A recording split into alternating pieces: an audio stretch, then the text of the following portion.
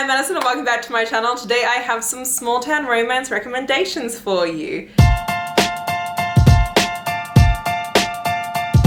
So I adore my small town romances, but I feel like I've been reading a bunch that I actually burnt myself out, surprisingly enough. So these are ones that I think are still extremely amazing, that are totally worth an 100% 5-star reads that you need to check out if you have not yet. The first of which is going to be Help Me Remember by Corinne Michaels. I read this last year and it is one of my favorites, especially because it is a trope that I normally hate. I normally hate this trope, but I read this book and I loved it, and that says a shit ton. So Help Me Remember is a best friend's brother amnesia romance. You've got Bree and you've got Spencer. Now when the book starts off, Bree has lost her memories for the past 3 years. And the reason why Bree lost her memory is because she witnessed her brother get murdered, and the trauma of whatever happened during that altercation caused her to lose her memory. And so she has woken up, can't remember anything, and no one is allowed to tell her what has happened last 3 years, because if they impact her memory in any way without it like naturally coming to her, it could impact the criminal trial in order to get whoever it was that did kill her brother behind bars. Then you've got Spencer Cross.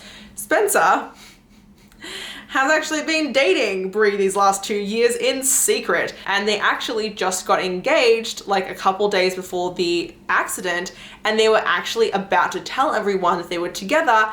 And now Bree has absolutely no memory of ever dating him. And so Spencer is absolutely distraught because he doesn't know what to do, because they were basically like moving in together. They were in love. They were getting married. And he's like, how do I do this? And so he ends up, you know, because he is an investigative journalist, he ends up being the person who offers to help her like retrace her steps and find ways to maybe get her memory back. And I loved it to death, especially because you find out that Bree actually has always had a crush on Spencer. So she doesn't have a memory and is totally crushing on him, and is like, oh my god, why am I still crushing on this guy? Not knowing that she's literally totally engaged to him. And I loved it so much. It was so cute. And especially for an amnesia romance, I actually really loved it. And I normally hate amnesia. I normally abhor it, but this is the kind of one that I really did enjoy, especially because it was so cute as they were like kind of like dating again in this. Oh my god, I loved it to death. It was so good. And the mystery aspect of this was not like too much that it like overshadowed everything else. Like it was just the right amount. Then we have Flawless by ɪṛsᴛᴏᴜ. This is a book that everyone and their mum is currently talking about. It is super overhyped, but worth the overhypedness in my opinion. I think that this book is absolutely amazing, and it is the most recent small town romance that I read and have given 5 stars to, which tells you a lot about it. So this is a small town Canadian cowboy romance. You have got Rhett, and he is a professional bull rider. He's in his late 30s and should be retiring, but will not. And he's made a lot of money through bull riding. He has a lot of sponsorships. However, when the book starts off, he has just gotten into an altercation and punched someone on camera, and is also said on camera that he hates milk, which is a problem for 2 reasons. 1, the fact that he has a sponsorship for Got Milk, so he just lost this major like $1 million sponsorship because he said that he hated milk. And 2nd, because he punched someone on camera, so sponsors are pulling out. And that's not a good thing, so his PR company is like, yo, you need a babysitter, and that babysitter is Summer Hamilton. Now Summer is sent to basically spend the next 6 weeks with Rhett to make sure that he stays in line before his next round of tournaments, and he is not happy to have her on the farm with him because this is his downtime. He doesn't need someone looking after him. He's a grown man. She's like in her late 20s, and it is absolutely hilarious. They have such rom-com vibes. They are definitely like become best friends, not best friends. They become friends and then lovers, which I think is a really huge thing. It's like an enemies to friends to lovers romance, which I think is a really nice progression for them too. And I just love the shit out of them together. They were so adorable. They were so funny. Their banter was like A+. The dirty talk, when that like started to become a thing, was A+, and it was just such an enjoyable time. I was really like surprised by how much I absolutely fell in love with this book. The only thing I will say though is that there is a trigger warning in this for grooming. Summer was groomed when she was like 16 to 18 years old by this guy, and then they entered into a romantic relationship when she was of age. So do know that that is a trigger warning in this. Next we have Ignite by Melanie Harlow. This is a single parent small town romance. So you've got Dex and Winnie. Winnie has lived in this small town all of her life. She's 22 years old and she works at Lovelight Farms as like the event planner there. She lives alone in this cute little apartment with her cat, and she's just, you know, she's living her life, but she's a total hopeless romantic, and she recently entered into a pact with her best friend that she will not fall in love for the next 6 months because she falls in love very quickly and very easily. And then you've got Dex. He is a single dad. He's an ex-Navy SEAL turned firefighter. And he's got 2 little girls, and he has actually just moved in next door to Winnie. And so the 2 of them are neighbors. There's that like forced proximity aspect of it. And his daughters like instantly like are in love with Winnie, love being around her. And what ends up happening is they have this whole like disastrous meet cute where Winnie's smoke alarm goes off in her apartment because of her taking a shower. It's like very like finicky, and he comes like busting into her apartment complex, and she's like standing there in a towel like fully naked, and then like falls off the chair while she's trying to fix the smoke alarm and like completely like flashes him. And it is absolutely hilarious. Obviously, since it's a small town, like they can't avoid each other either, like they have a lot of mutual friends, and so it's their like very reluctant romance because they have this burgeoning sexual tension. Like the sexual tension in this book is so amazing and so good. Like from the very beginning you were like, oh my god, the heat is palpable between the 2 of them, like oh my god, I need a fan. Before anything sexual even happens, you're like, oh my god. Like it was so good, it was so tasty. There's a whole like beer bottle scene where he like gets a beer bottle and like rubs it along her. Oh my god. It was so amazing. But yeah, I love this one. This was such a good one. Melanie Harlow does really great spicy small town romances, and they're a lot spicier than you think they would be. Then we have Lovelight Farms by B.K. Borrison. This is a small town friends to lovers romance, and I'm very picky about friends to lovers romances. Sometimes they really hit, or sometimes they're very missed. They're either 5 stars or they're 2 stars. This was a 5-star scenario. So one of the things I want to mention about this is everyone thinks it's a Christmas book, which I get because it's set in a Christmas tree farm. But surprisingly enough, the book actually starts taking place in like October. And like only like the very back third, like the first third's October, the second third is November, and the last third is December. So it's actually not that much. Like you don't have to read this during Christmas time, which I think a lot of people put it off because of that. Like I put this book off until December because I thought it was a Christmas book. And it's really not.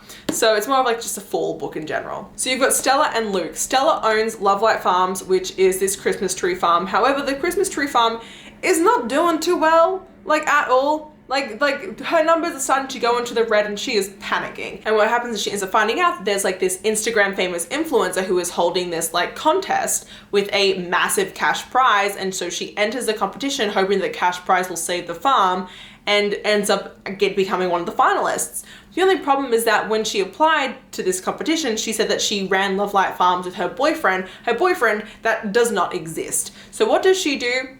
That's where her best friend comes in, Luca. So Luca ends up agreeing to be her fake boyfriend for like literally like the weeks starting in October, leading all the way up until December when the influencer comes, so that they can win this competition. And they fake dates that the entire town even thinks that they're fake dating because it's a small town. Like if the town doesn't believe them, they're going to be screwed. And they're best friends. They always have been best friends. And this is them, you know, having their romance. The one thing I will say is this book is all in Stella's point of view. So you only see what, you know, what she's thinking, what she's feeling. The only thing I wish is that we did get Luca's POV because that would have just made this even better. But it also did get quite spicy towards the end, which I was not expecting. There's like 1 or 2 really good spicy scenes in this, and I was like, okay, I see what you're doing. And then last but not least, we have got Tattered Stars by Catherine Cowles. This is book 1 in the Tattered and Torn series. So you're following Everly and Hayes. Now, 16 years ago when this book, you know, before this book began, Everly's dad is kind of like a, how do I explain this? She grew up on a farm with her dad basically running what was essentially like a doomsday commune kind of situation where they kind of, her dad raised her and her whole family to believe that everyone in the world was out to get them, and that everyone in the world was basically like a bad person and only they could trust themselves, and they only like, they had to live like a very like rigid misogynistic like lifestyle, and they couldn't leave the farm. They did everything. They learned how to like cook and feed and do everything from the farm. They were like from the nature, everything. And fuck, what am I saying? This makes no sense. You know, I think explaining her dad as like a doomsday prepper is the best thing in general. So her dad ended up kidnapping a child. Okay, her dad kidnapped a child because the dad was like, these people are bad people. We're the only people who can raise this child right? So we're going to kidnap the child and we're going to look after them.